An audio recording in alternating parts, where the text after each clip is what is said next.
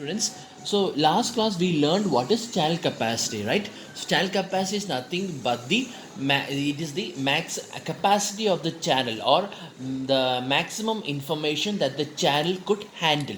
Or since the information that is passed to the channel is called as the mutual information, channel capacity is the maximum value of mutual information, right? Now in this video you are going to learn about the channel capacity of symmetrical channels. So what is a symmetrical channels? See, when you say a channel, we have already learned that there are two types of channel matrix. One is P of y by x and the other is P of x by y. The conditional probability matrix. Those two conditional probability matrix are what you call as the channel matrix. Okay. So what is symmetrical channel? What is the meaning of symmetrical channel? Consider a channel defined by the noise characteristics P of y by x is equal to, this is a matrix. Okay. Now simply look at the elements of every row. Look at the elements of the first row. The elements of the first row is P1, P2, P3 and P4 up to it goes up to Pn. Okay. Now, if you look at the second row is actually the same as the first row, except that the position is different, or the arrangement, every elements are being rearranged in random manner. That's the only difference between the first row and the second row. Likewise, the third row also. See, every elements what are there in the first row is also there in the third row. But the only difference is that those elements are all rearranged in a random fashion. Like that, we go up to the maximum number of rows, that is m rows, right? This is the total there are n columns and m rows, right, for a conditional matrix. So like when you go down, you see up to the last row. See, even the last row is the same as the first row. The only difference is that the elements are all being rearranged. That is what you call as a symmetric channel.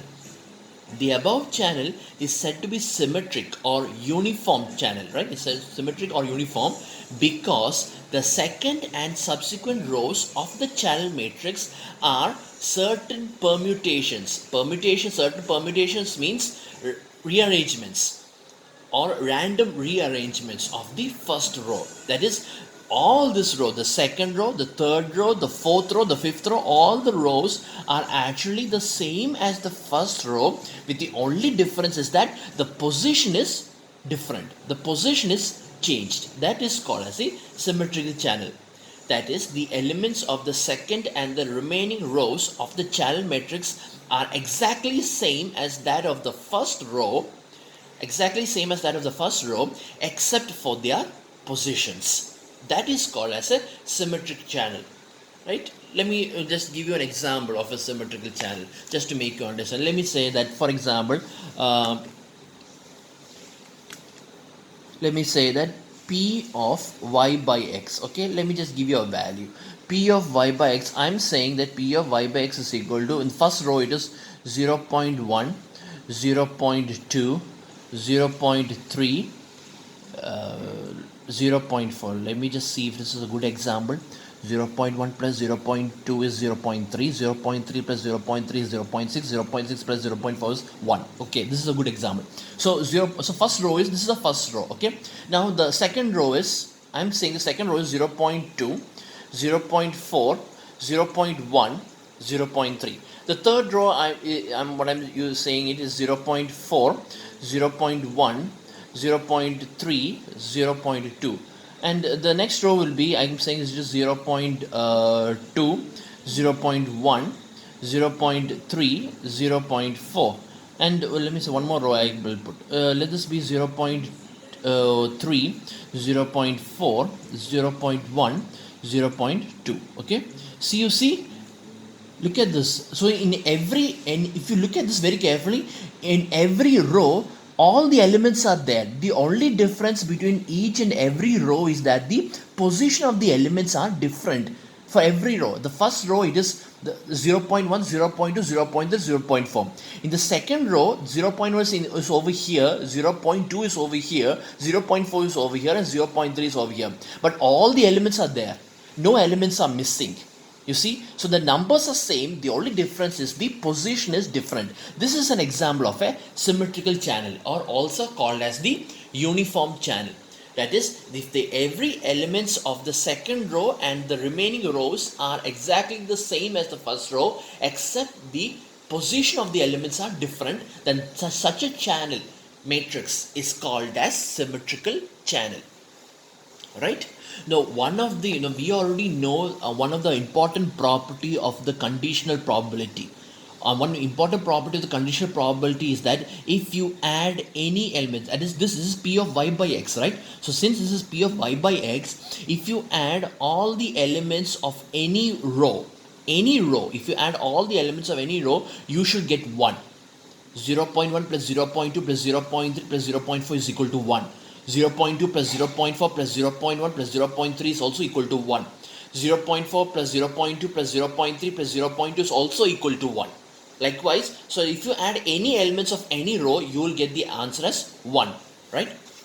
Since we know that the sum of any elements in any row of the conditional probability matrix P of y by x is unity, that is P1 plus P2 plus P3 up to Pn, that is the elements of the first row, okay, is equal to 1, or in other words, sigma j is equal to 1 to n, Pj is equal to 1.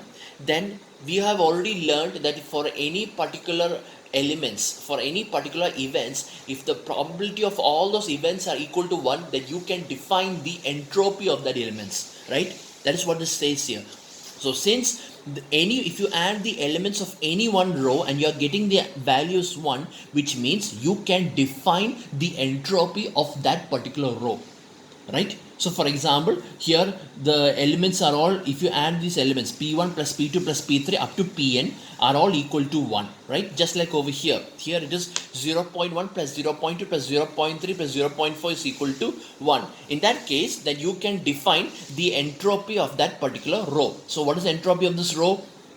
0.1 log of 1 by 0.1 plus 0.2 log of 1 by 0.2 plus 0.3 log of 1 by 0.3 plus 0.4 log of 1 by 0.4. This is the entropy of the first row, right? What is the entropy of the second row?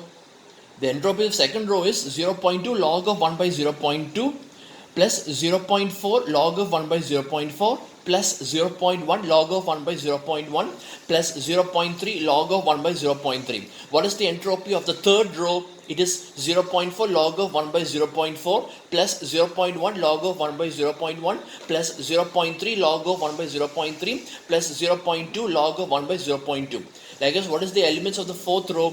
0.2 log of 1 by 0.2 plus 0.1 log of 1 by 0.1 plus 0.3 log of 1 by 0.3 plus 0.4 log of 1 by 0.4. In other words, if you find the entropy of any one row, you will get a constant value. That is because the entropy of every row is actually the same value. The only difference is the arrangement of the terms, but the sum will always be the same. And that sum, I'm calling it as the small letter h. That is, the entropy of any row is the same, therefore that entropy I'm calling it as h. That which means that h is nothing but p1 log of 1 by p1 plus p2 log 1 by p2 plus up to how many elements are there in that row? Pn log of 1 by pn, or h is equal to sigma j is equal to 1 to n pj log 1 by pj.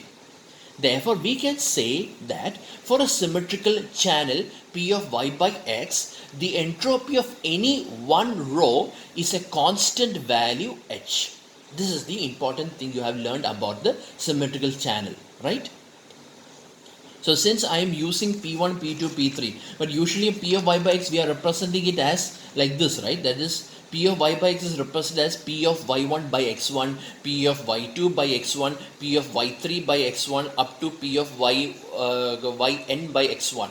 The other one will be like that. It goes. That's how we usually represent, right? So in other words, this h can be also be written in terms of conditional probability matrix. If you are using conditional probability matrix, the h is also given by sigma j is equal to 1 to n p of yj by xk log of 1 by p of yj by xk, right? Which means 0 log of 0.1 log of 0.1. P of, that is the same, P of yj by xk log of 1 by P of yj by xk plus this, it goes on. See up to n. Sigma j is equal to 1 to n P of yj by xk log of 1 by P of yj by xk, right?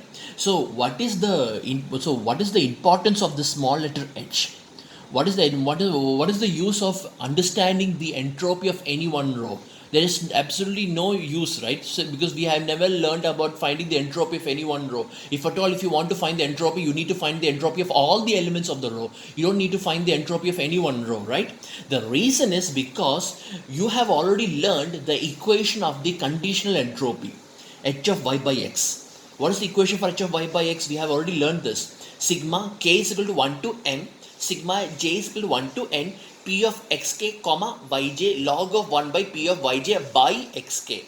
And we already know, this is where the beautiful part comes, we know the equation for the conditional probability that you have studied in school. P of A by B is equal to P of AB by P of B. Like that, P of yj by xk is equal to P of xk yj by P of xk. Or in other words, what is P of xk yj? P of xk yj is equal to P of yj by xk into P of xk, right? This denominator will come over here, right? So P of xk yj is equal to P of yj by xk into P of xk. So what I'm going to do is that I'm going to substitute this value over here. Okay, I'm going to substitute this value over here. So what will I get?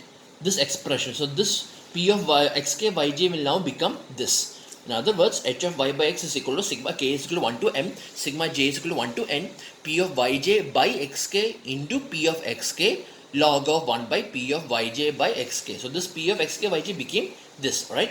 Now if you look over here, there are two summations, right? One is with respect to k and the other is with respect to j, right? Now if you look in this entire expression over here, from here to here, if you look at this entire expression, there are three probabilities, right? There are three terms. One is this, the other one is this, and the other one is log of 1 by P of yj by xk. Now if you look over here, there is no yj over here. There is no j or there is no yj in this probability. There is yj over here and there is yj over here. But here there is no yj, P of xk, which means as far as this summation is concerned, this P of xk is a constant. That means you can take it outside the sigma. You can take this value outside the sigma over here. You can take it outside. So in other words, this expression will now become sigma k is equal to 1 to m P of xk into sigma j is equal to 1 to n P of yj by xk log of 1 by P of yj by xk, right? And since this is a symmetrical channel, we already know what is this. Right, this is nothing but the adding the elements of any one row of the conditional probability. That is nothing but, we have already seen, this is nothing but this small letter h. This expression is nothing but letter h. So I'm going to substitute that over here. So this will become small letter h, right? Now we already learned that sigma k is equal to 1 to m P of xk is actually equal to 1, because the sum of all the source probabilities is always equal to 1. We have already learned that equation, right? So therefore this value is equal to 1. So since if this value is equal to 1, then I can say that h of y by x for a symmetrical channel P of y by x, h of y by x is nothing but equal to small letter h. This is why you know the importance of a symmetrical channel. That is, for a symmetrical channel, if you want to find the entropy, you don't have to apply that big equation that you have studied before. If the channel is a symmetrical channel, you don't have to apply this equation. This equation is very time consuming, right? Because to find this equation, you need to find the joint probability matrix P of y by x. No, sorry, P of xk yj. You need to find the joint probability matrix, and then you need to apply the, and then you have to find the conditional probability matrix, and then those two elements from those two matrices you have to substitute in this equation to find the answer. That is a very time consuming process. But now I'm saying that if the channel is a symmetrical channel, you don't have to apply this big equation. All you need to do is simply find the value of the small letter h. All you need to do is simply find the value of the small letter h. And what is h? H is nothing but the entropy of any row. I'm choosing the first row. You just simply find the entropy of the first row. Which means that if you want to find the entropy, entropy of a conditional probability of a symmetric channel, and if this P of y by x is symmetric, and if you want to find its entropy, all you need to do is simply find the entropy of the first row. That's all. Any one row, just simply find the entropy of the first row. This is what this equation actually means. Very easy. So this equation now becomes very easy, right? So now we have already learned what is mutual information, right? What's the equation for mutual information? Equation for mutual information is I of xy is equal to h of y minus h of y by x, right? And then I have already found that h of y by x is nothing but the small letter h. Small letter h. Therefore, I of xy is equal to h of y minus h. Alright. So since we are doing all this derivation to find the channel capacity, right? So hence the channel capacity of a symmetrical P of y by x channel. The channel capacity of this channel is nothing but the max. We have already learned the equation for channel capacity, that is the maximum value of the mutual information. Therefore, maximum value of I of x of y, and we found that the I of x of y is already h of y minus h, which means this is the maximum value of h of y minus h. This h is already a constant, which means that if you want to find the maximum value of this, then you need to find the maximum value of h of y. And what is the maximum value of h of y? That depends on how many symbols h of y has, right? We have already learned that. How do we find the maximum value of an entropy? That is the applying the extremal property. You have already learned about it, the extremal property of entropy. How do you find the maximum value of an entropy? How do you know? Entropy represents how much you don't know about a particular source, right? Or about a particular subject, how much you don't know. That is entropy. So how do I know? So how do we find the entropy? How do you find the maximum value of an entropy? Or when is the entropy of a particular entity becomes maximum? It becomes maximum when you don't know the probability of all these messages, or if the probability of all these messages are equiprobable, right? We have learned that. We have learned that in the last extremal property, that the maximum value of h of s, right? H of s max is nothing but log q, where q is the number of messages, right? In the way q is the number of messages. So here, if you want to find the maximum value of h of y, then we need to understand how many elements of y are there. There are n y elements, right? y1, y2, y3 up to yn. Like that, there are y. So like that, there are n number of received symbols. So therefore, the maximum value of h of y is log n. Log n is the maximum value of h of y. If you still don't know how you got this, just if you don't remember, just learn that extremal property, and then you will understand. You see, because the probability, the entropy becomes maximum when each of its symbols becomes equiprobable. Equiprobable means if there are n elements, then every element's probability must be equal to 1 by n.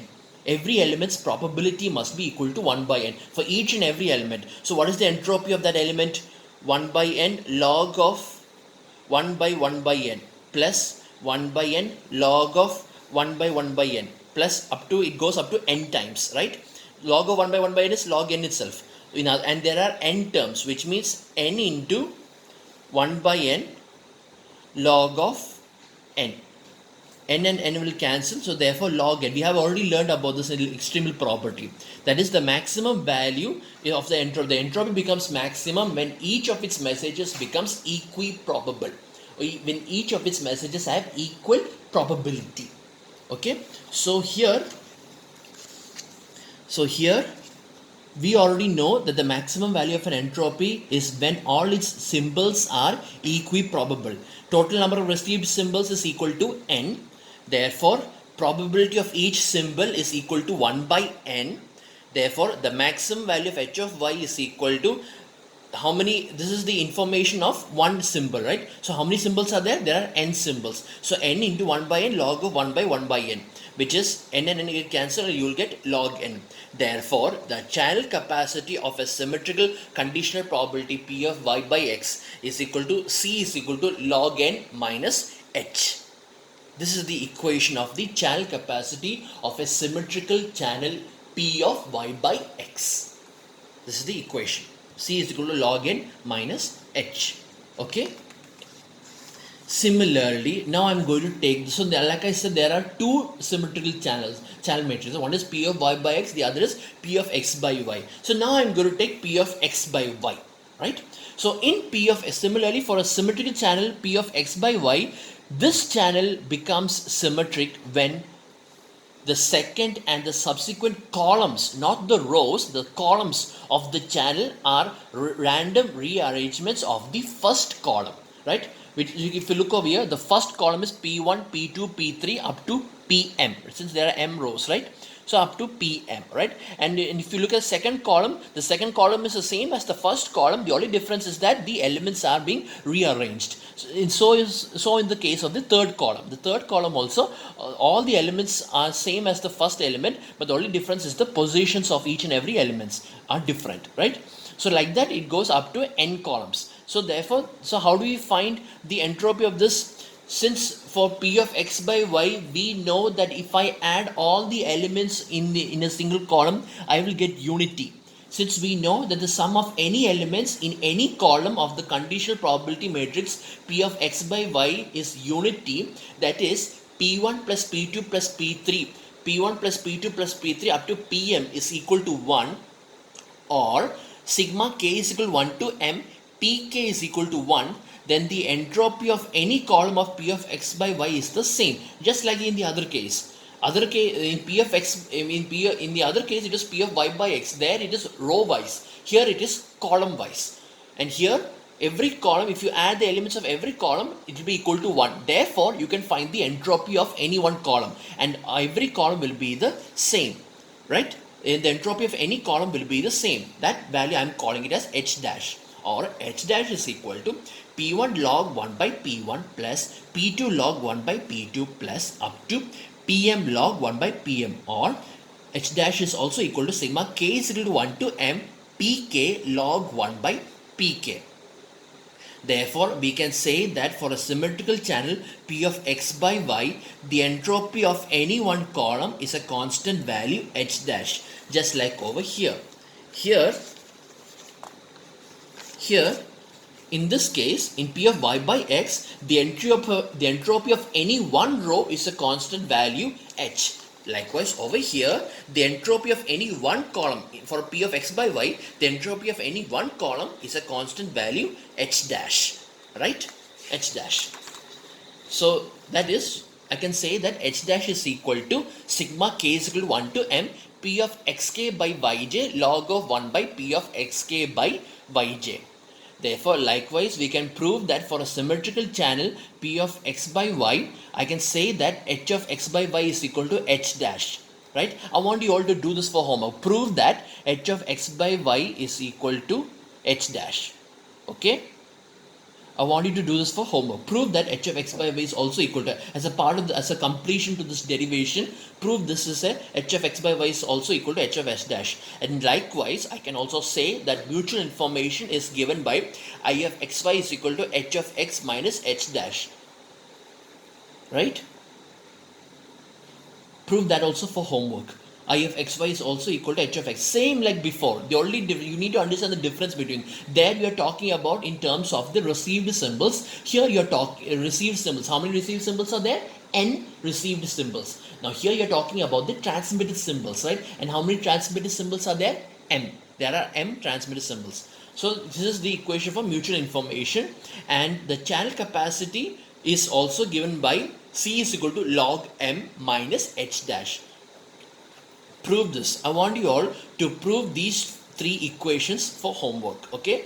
It's just the same like before. The only thing is the concept of transmitter and receiver is being reversed. That's all, right? That's the only difference.